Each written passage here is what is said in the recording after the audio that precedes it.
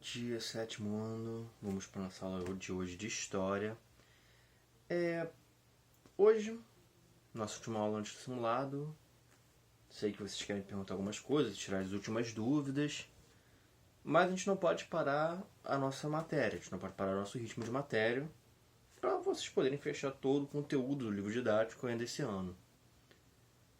Por isso, vamos continuar com a matéria normalmente. Depois eu vou dar uma breve explicação, porque o que eu vou dar de matéria hoje não vai cair no simulado. Eu já passei para vocês o que vai cair no simulado. Mas é importante a gente ver essa parte da matéria. Por isso eu vou dar essa matéria hoje, dar uma explicaçãozinha, e a gente cai na questão do simulado, tirar as últimas dúvidas, para vocês estarem preparados para o simulado na quinta-feira. Hoje a gente começa a nossa aula numa parte muito importante da história do Brasil, ainda mais na parte da Brasil Colônia, que é a questão da mineração no Brasil. Muitos historiadores dividem a parte do Brasil como colônia por 3 produtos que foram muito importantes para o desenvolvimento da colônia Brasil. O primeiro deles foi o pau-brasil. O primeiro produto, digamos, principal, né, que saía do Brasil para Portugal. Importante na fabricação de tintura, principalmente tintura vermelha. Daí vem o nome Brasil, que esse Brasil é de brasa.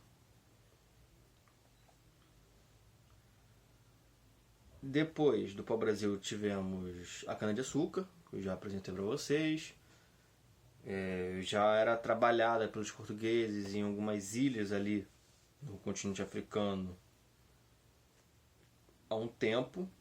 Eles viram que o pau-brasil dava dinheiro, mas estava valendo a pena se concentrar em outra coisa. E essa outra coisa que eles quiseram se concentrar era em algo que eles podiam plantar, controlar o plantio, controlar a colheita, assim controlar a quantidade de produto que saía daqui e ia para Portugal. Dessa maneira, eles decidiram pelo pau-brasil, do pau-brasil para a cana-de-açúcar. Por quê? Eles trabalhavam um tempo, era valioso o que vinha da cana-de-açúcar, ela dava mais de uma coisa, não dava só açúcar, ela dava álcool também. Então é uma planta versátil, muito bem vista, muito bem procurada, e por isso os portugueses investiram em cana-de-açúcar. Mas, durante todo esse tempo, eles nunca deixaram de procurar minérios preciosos, como ouro e prata, e metais preciosos, e pedras preciosas, como diamantes, safiras, rubis, esmeraldas, por aí vai. Eles sempre estiveram atrás disso. Muito porque, quando eles viram que os espanhóis acharam em grande quantidade na parte deles da América, os portugueses achavam que era compreensível e plausível ter na parte deles, dos portugueses, também esses metais, essas pedras. E quando eles acham, muda toda a dinâmica colonial. Porque era o que eles queriam desde o princípio. Desde o princípio eles estavam atrás disso, eles estavam atrás de minérios e pedras preciosas, para poder assim sustentar a moeda portuguesa e torná-la mais forte.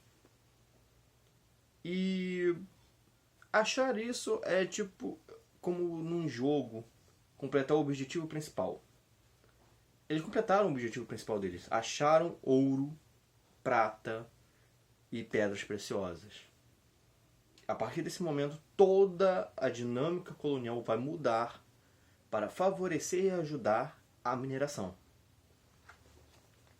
A descoberta do ouro na colônia atraiu uma grande quantidade de pessoas de várias partes do Brasil, que se deslocaram para a região das minas. Já começa a primeira grande mudança.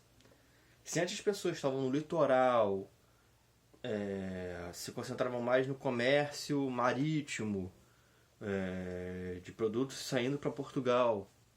Agora, com a questão do ouro, uma grande parcela da população se interessa em ir para essa região de mineração. porque era o produto que eles tinham mais valor que eles davam mais valor dentro do mercado europeu. Então, não sei por que eu ficar aqui plantando e cortando cana se lá tem ouro.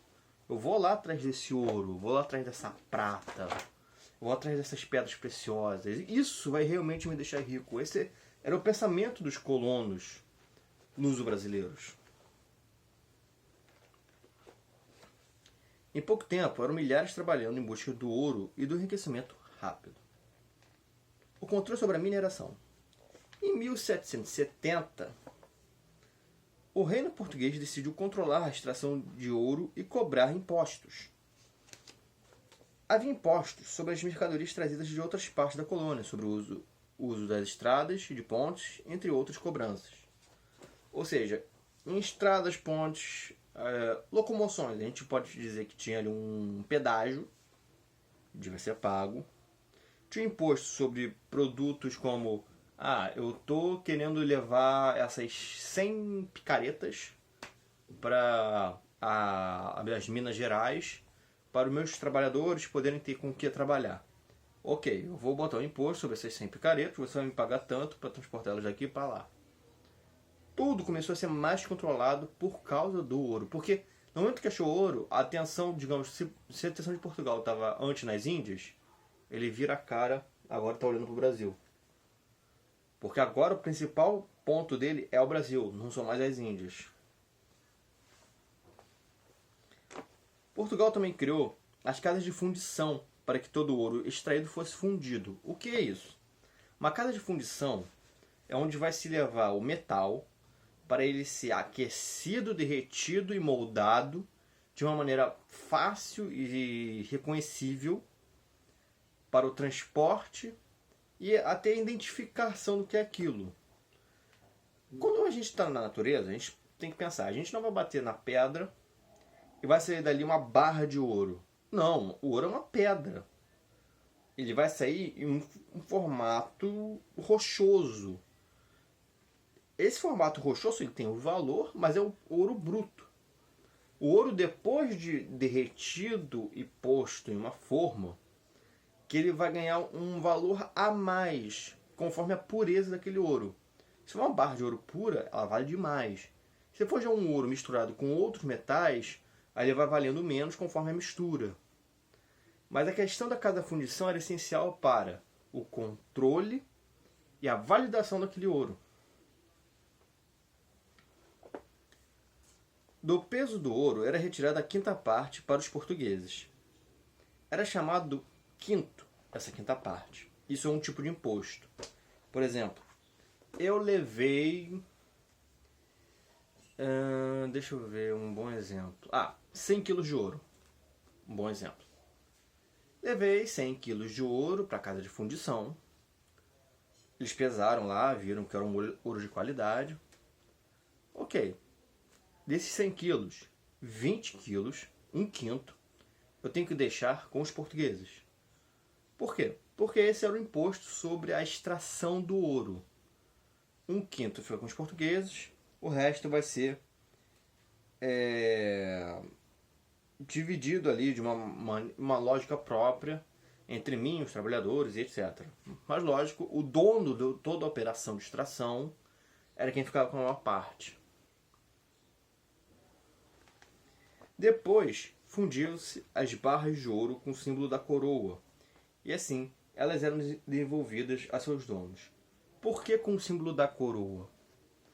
Porque na hora que o Portugal ele pega lá um carimbo de aço e bate na barra de ouro com esse carimbo, ele está afirmando que aquele ouro é um ouro português.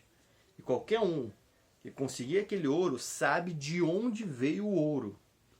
Era muito importante para a época, para poder ter uma identificação de quem é aquele ouro. E isso tem até hoje, gente. As nossas moedas têm características e símbolos que o caracterizam como uma moeda brasileira. Ou o dólar como uma moeda estadunidense, e por aí vai. Dessa forma, Portugal ficava com 20% de toda a produção de ouro e pedras preciosas da colônia. Ele pegar um quinto de uma pessoa é pouco, mas se ele pegar um quinto de todos, ele vai ficar com bastante e vai enriquecer muito. Isso deu a Portugal um grande crescimento econômico, porque era muito ouro, prata, pedras saindo daqui, e um quinto de tudo sempre ficava com eles. O contrabando. Como o imposto do ouro cobrado pelos portugueses era alto, muitos mineradores o contrabandeavam para não pagar o tributo. Para isso, eles escondiam o ouro nas celas de cavalo ou dentro das armas, por exemplo, para que os fiscais não o vissem e não exigissem o pagamento do quinto. Outra maneira curiosa de esconder o ouro era colocá-lo dentro de estátuas de santos, feitas de madeira, o que originou a expressão Santo do Pau Oco. O que são os santos do pau oco? Não tem aquelas imagens de santos? Quem é católico deve saber, mas eu acho que até que não é, deve ter uma ideia do que é. As imagens dos santos, elas eram feitas por algumas pessoas de uma maneira oca, quer dizer, não tem nada por dentro, é só o formato. E aí tinha um buraquinho que você tirava a tampa e botava ouro ali dentro. Esses eram os santos do pau oco, que virou depois uma expressão para uma pessoa que é falsa. Ela se finge de boazinha, um santo, mas por dentro ela vazia, não tem nada. Então, essa expressão santo do pau oco, que era realmente uma coisa que existia, foi usada depois culturalmente no Brasil. E por que tudo isso? Por que todo esse controle sobre o ouro? Justamente porque eles sabiam que se não houvesse controle, haveria contrabando. Só que por uma outra parte, os portugueses eles sempre abusaram muito na questão dos impostos. Os impostos portugueses sempre foram muito abusivos. Principalmente em relação às suas colônias. Então, eles também não colaboravam para que houvesse um incentivo a uma prática legal da extração do ouro, porque eles sempre eram muito impositivos. Eles não queriam muito ouvir o que o colono tinha a dizer e assim botar impostos mais justos, em preços mais justos. Ouro e diamantes. Em 1718 foram encontradas jazidas na região do atual Mato Grosso. Em 1725 no atual estado de Goiás. Por volta de 1729, em Cerro Frio, capitania de Minas Gerais, descobriram jazidas de diamante, onde surgiu o Arraial de Tijuco, que deu origem à atual cidade de Diamantino. O aumento do tráfico de escravizados. Assim como aconteceu nos engenhos de açúcar, o trabalho escravo foi usado nas regiões de mineração da colônia. Questão lógica, eles já usavam a mão de obra escravizada, está usando para cana-de-açúcar, por que não vai usar para mineração? Eles pensavam, eu já tenho um monte de escravizado aqui, eu não estou querendo mais plantar cana-de-açúcar, quero ir lá pegar ouro. Todo mundo que está plantando aí, vamos viajar, vamos lá para a região das Minas Gerais e vamos extrair ouro lá, vocês vão extrair ouro para mim. Eles usaram uma questão prática e lógica, eles já usavam aquela mão de obra, só mudaram a região.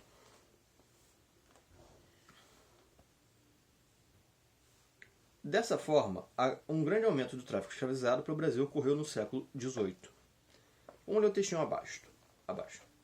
O volume do tráfico transatlântico de escravos para a América Portuguesa, que já era o maior do Novo Mundo, duplicou na primeira metade dos anos 1700. Entre 1701 e 1720, desembarcaram nos portos brasileiros cerca de 292 mil africanos escravizados, em sua maioria destinados às minas de ouro.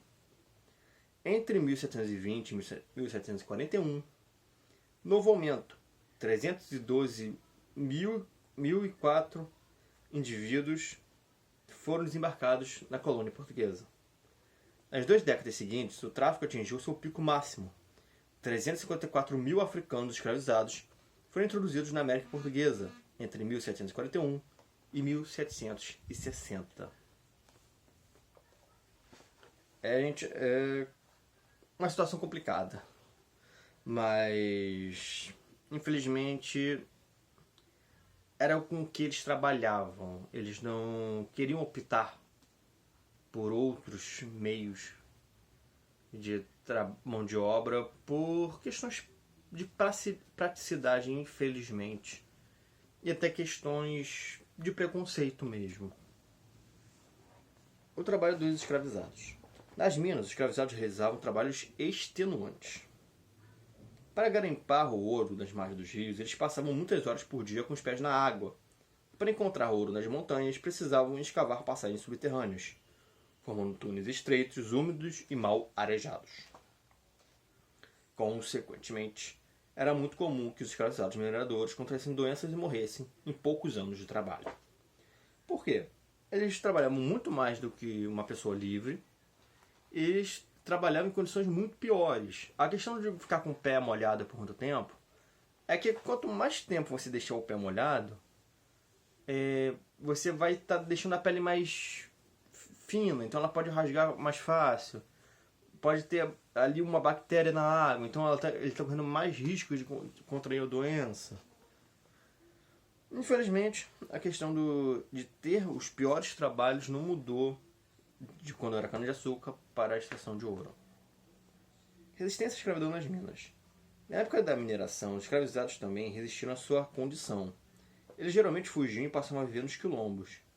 O maior deles na época foi o quilombo de Ambrósio, localizado nas imediações do município de Cristais, em Minas Gerais. Fundado em 1726, o quilombo resistiu aos ataques do governo por cerca de 20 anos, sendo destruído em 1746. Tropeiros e monçoeiros. Ao longo do século XVIII, a principal atividade desenvolvida nas regiões de mineração era a extração de minérios preciosos. Os mineradores se dedicavam quase exclusivamente a essas atividades, deixando de produzir os alimentos necessários para sua sobrevivência. Por isso, grande parte dos alimentos e outros produtos, como roupas, utensílios e ferramentas, precisavam vir de outras regiões da colônia. Isso é uma questão interessante de se ver. O que o pessoal chama de febre do ouro, o que é isso? É uma fixação, uma loucura, uma obsessão das pessoas por conseguir ouro. Essa febre do ouro levou eles a dedicar tanto tempo à mineração que eles não se importavam com outras coisas básicas, importantes, como a sua própria alimentação.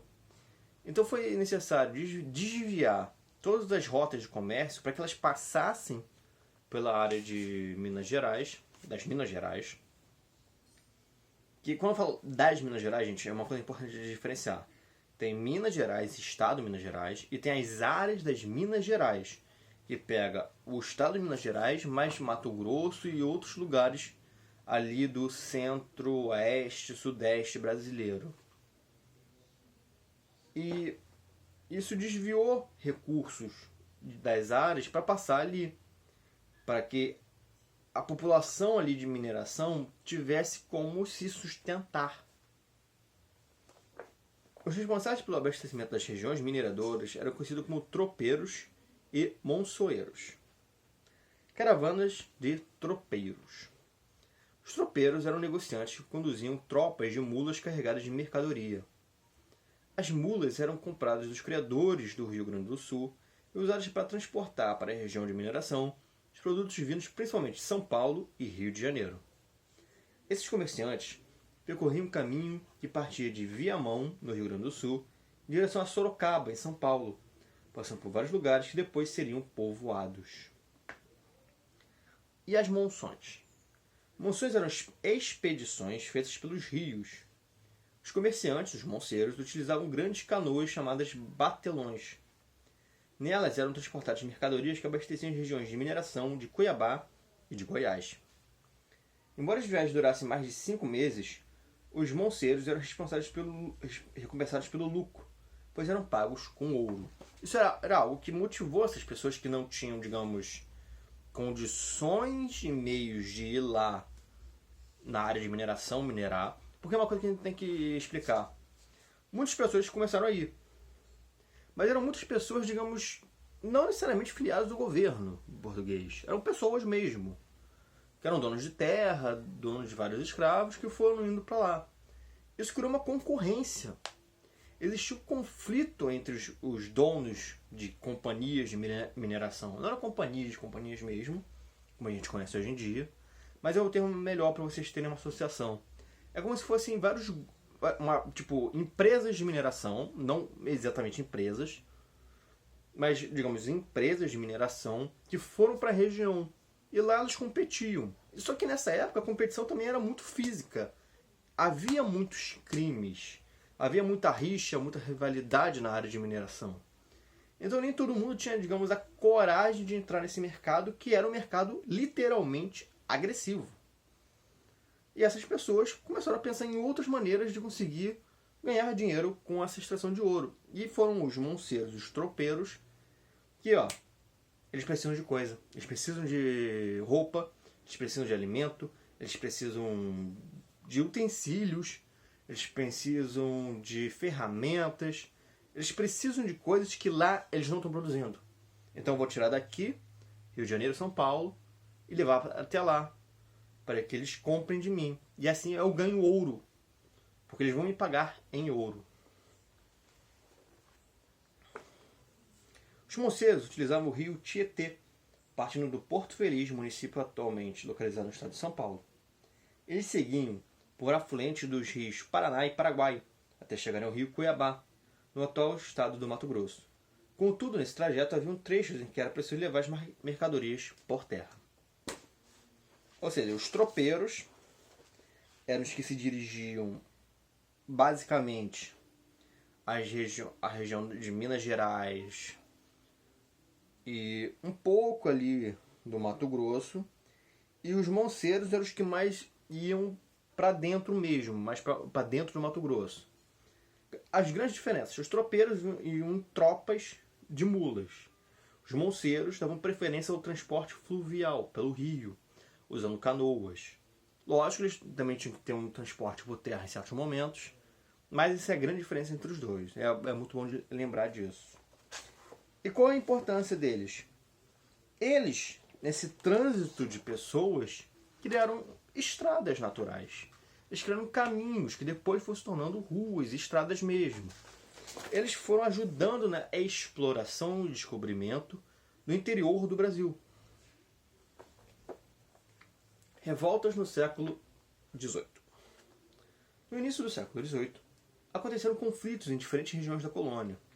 As causas estão relacionadas, entre outros motivos, à crise econômica que Portugal atravessou no final do século XVII. Com isso, Portugal perdeu quase 400 embarcações de sua frota, e os prejuízos com o comércio de açúcar foram grandes. Isso fez com que o governo português cobrasse impostos cada vez mais altos dos colonos brasileiros. Outros conflitos surgiram de disputas entre os próprios colonos, ávidos por riquezas e poder político nas regiões que habitavam. Entre os maiores conflitos dessa época estão a Guerra dos Emboabas, a Guerra dos Mascates e a Revolta de Filipe dos Santos. Vamos saber como é que foram esses conflitos.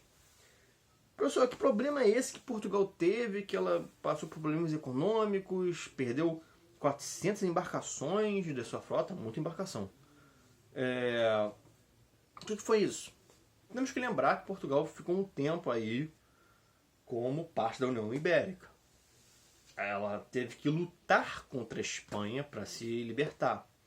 Mas depois do processo de libertação, de reindependência, eles tiveram um grande problema. O país está quebrado. A gente acabou de passar por um conflito, ficamos sob o domínio espanhol. Nossas riquezas, parte a Espanha conseguiu levar. Precisamos nos reerguer. Esse processo de reerguer Portugal teve que contar com uma alta de impostos, que, infelizmente, no caso dos colonos, era muito pior do que quem morava em Portugal. A Guerra dos Emboabas. O conflito conhecido como Guerra dos Emboabas foi travado na região do atual estado de Minas Gerais, entre 1707 e 1709. Os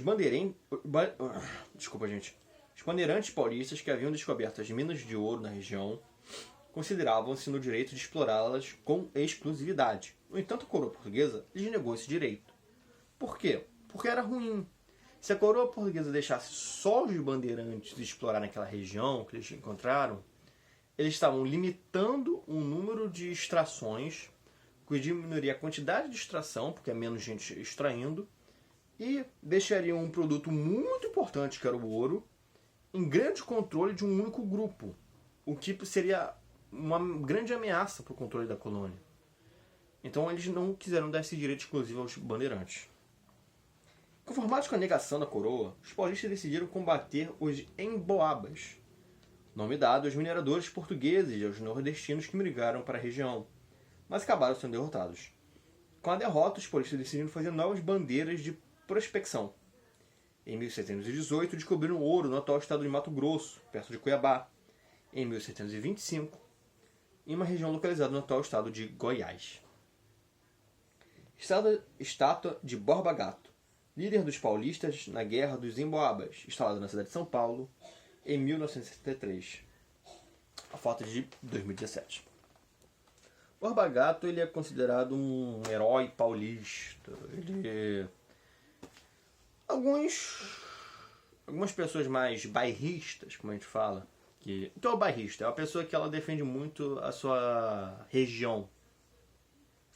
Ou seja, no caso, pessoas que são muito defensores da história por São Paulo veem ele como um herói. O que, se a gente parar para pensar, é um ponto de vista, uma opinião de quem defende, porque ele queria exclusividade para os paulistas, então ele não estava se importando muito com o resto do Brasil. A Guerra dos Mascates. No começo do século XVIII, os senhores de engenho de Olinda tiveram graves prejuízos decorrentes das guerras contra os holandeses. Naquele período, os comerciantes portugueses chamados mascates estavam enriquecendo, pois entre suas atividades emprestavam dinheiros a juros altos. Ou seja, os senhores de engenho estavam tendo prejuízo, os mascates tinham dinheiro, eles faziam o quê? Olha, você está com dinheiro? Eu te presto esse dinheiro, você aí paga o que tem que pagar, depois você me retorna com os juros aí que eu vou botar para eu ter um lucro em torno desse empréstimo. Por sua vez, os senhores de engenho de Olinda se viam obrigados a obter esse empréstimo com os mascates para investir na produção de açúcar. Em 1709, o governo português decretou que Recife passaria a ser uma vila independente de Olinda. Para os senhores de Olinda, a ação do rei estaria favorecendo os mascates portugueses. Por isso temiam que o Recife se tornasse o centro das decisões políticas e financeiras da capitania, deixando de ser Olinda. Em 1710, começou a guerra com a invasão de Recife pelos holindeses. Em 1711, foi a vez dos mascates de Recife atacarem Olinda. O governo português interviu e pôs fim ao combate, prendendo líderes do movimento. Houve perdão da parte das dívidas dos senhores de engenho. Em 1712, Recife se tornou a sede administrativa de Pernambuco. Por que Portugal interviu e parou isso? Porque era um conflito interno. Era um conflito de colonos e colonos. Era só porque uma cidade estava perdendo a importância para outra, os dois começaram a brigar e... Gente, peraí. Portugal pensando, peraí. Vocês dois são da minha colônia, vocês dois são portugueses, parem de brigar. Foi por isso que Portugal interveio. Ele não puniu severamente porque ele viu que ele entendeu o porquê dos senhores de engenho de Olinda tomarem essa atitude e entendeu por que os mascates de Recife tomaram a atitude deles. Então, ele meio que fez um combinado ali para que tudo se assentasse, voltasse à paz e continuou com o seu projeto de transformar Recife em capital da capitania. A revolta de Filipe dos Santos. No ano de 1720, em Vila Rica, atual Ouro Preto, mineradores liderados pelo tropeiro Filipe dos Santos e pelo minerador Pascal da Silva Guimarães organizaram uma revolta contra o governo de Portugal. Os revoltosos, cerca de 2.000 pessoas, dominaram Vila Rica por alguns dias. Exigiram a diminuição do valor dos impostos, do preço dos alimentos e o fim das casas de fundição. Como o movimento era grande, foi violentamente reprimido pelas autoridades e Filipe dos Santos foi condenado à morte. Ainda em 1720, o governo português manteve as casas de fundição e desmembrou a região das Minas em 2 capitanias, a de São Paulo e a de Minas Gerais. O objetivo era aumentar seu controle sobre a região de produção de ouro. Aqui no caso foi uma revolta ao que iria acontecer. Impostos muito altos, inclusive sobre as mercadorias que estavam vindo, entre elas alimentos. As pessoas estavam com dificuldade de conseguir alimentos, dificuldade até de pagar por coisas básicas, como roupa, chinelo, e estava difícil de viver. Então eles se organizaram, fizeram uma revolta, mas pela região ser muito importante, o movimento acabou de ter muitas pessoas, 2.000 pessoas, a opressão, a repressão foi pesada em cima deles, o que gerou a morte de muita gente. A expansão do território brasileiro. A descoberta de ouro e diamantes causou profundas mudanças na colônia. Vilas e cidades foram fundadas com deslocamento de pessoas para regiões de mineração. Entre as cidades fundadas no século XVIII destacam-se as atuais Ouro Preto, Diamantina e Tiradentes, em Minas Gerais, e Prenópolis, Corumbá e Jaraguá, em Goiás. Como os caminhos trilhados pelos tropeiros e monceiros eram longos, era preciso descansar e se alimentar em determinados pontos de viagem. Graças a essas paradas das tropas, surgiam povoamentos no local, onde se formaram cidades como Anápolis, Goiás ou Lapa, no Paraná. Tratado de delimitação de fronteiras. No século XVIII, Portugal e Espanha assinaram alguns tratados com o objetivo de delimitar as fronteiras de suas colônias na América. Entre eles está o Tratado de Madrid, assinado em 1750. O princípio do utis possidetis orientou a elaboração desse tratado, definindo com direito a um território pertencente à nação que efetivamente ocupa. Ou seja, se você não está ocupando esse território, mas o meu povo está ocupando, então esse território é meu, não é seu. Aquele tratado lá de trás não diz nada, porque você nunca esteve aqui. O meu povo está. Essa é a argumentação do uti possidetis. É o uso capião, como a gente chama. Que é você está usando tanto tempo aquele local que aquele lugar é seu. Não importa se antes uma outra pessoa dizia que era dela. Os anos, não é uma questão de meses, é os anos que se passaram. No caso aqui, até séculos de habitação de um determinado povo, dá a esse povo o direito de habitar o local. E é por isso que os nativos americanos tanto reclamam direito às terras. Afinal, eles estavam aqui muito antes dos europeus chegarem. Então, se a gente for falar de uti possessis, quem tem mais direito são os nativos americanos.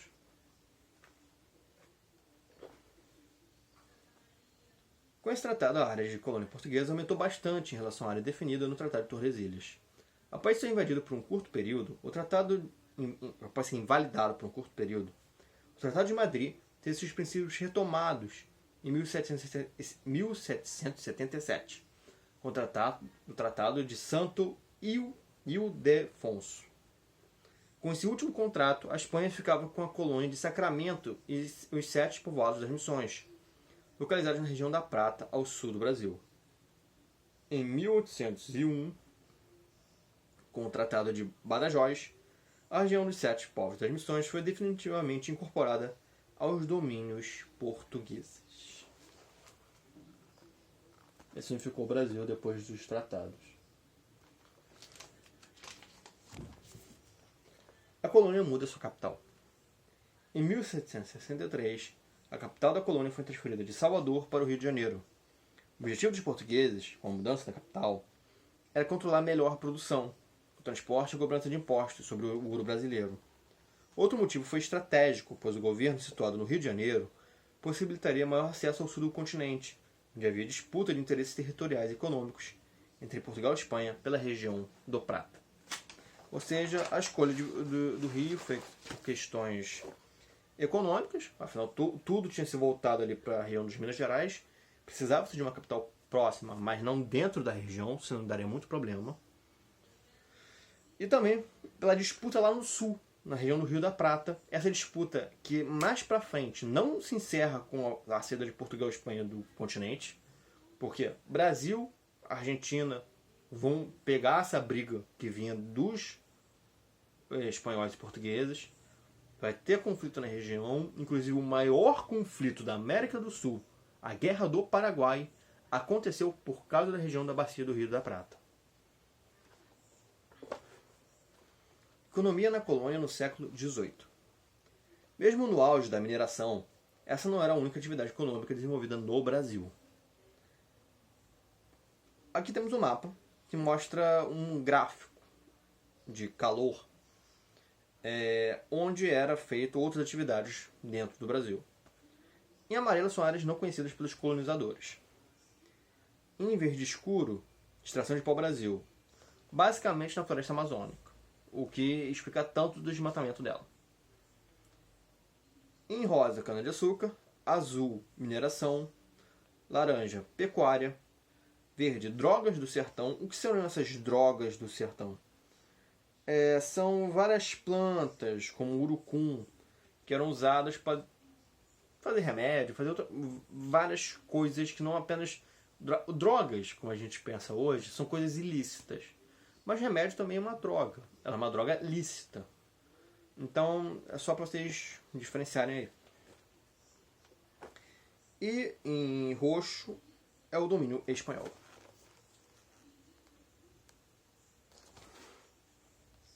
Bem, gente, é isso. A gente fecha o capítulo aqui. Vamos lá para o grupo. Vou tirar as dúvidas sobre essa parte da matéria. E a gente entra também na questão do simulado, tirar as dúvidas do simulado. Gente, olha só. Eu tenho percebido que, principalmente nesse terceiro bimestre, quem tirava dúvida parou de tirar dúvida. Isso está sendo ruim, porque está se refletindo nas notas na prova. Em geral, de uma maneira geral, pegando todo mundo da turma e fazendo uma soma das notas, a média das notas não caiu. Mas algumas pessoas específicas, a nota caiu. A média em si não caiu porque em outros casos a nota aumentou. Por quê? Porque estão levando dúvida para a prova. Agora é o momento, mais do que nunca, de tirar dúvidas, porque a gente está falando do simulado. Para o simulado vocês têm que estudar várias matérias para fazer uma única prova. Em que cada questão, cada área de questão vai ter sua correlação. A de história são 7 questões. Já passa para vocês a matéria. Mas vocês também têm que estudar para outras. Então vocês não podem levar dúvidas ainda mais para o simulado. Por isso, vamos para o Telegram. Vou explicar essa parte da matéria. E a gente conversa sobre o simulado. Bem, turma? Vamos para lá.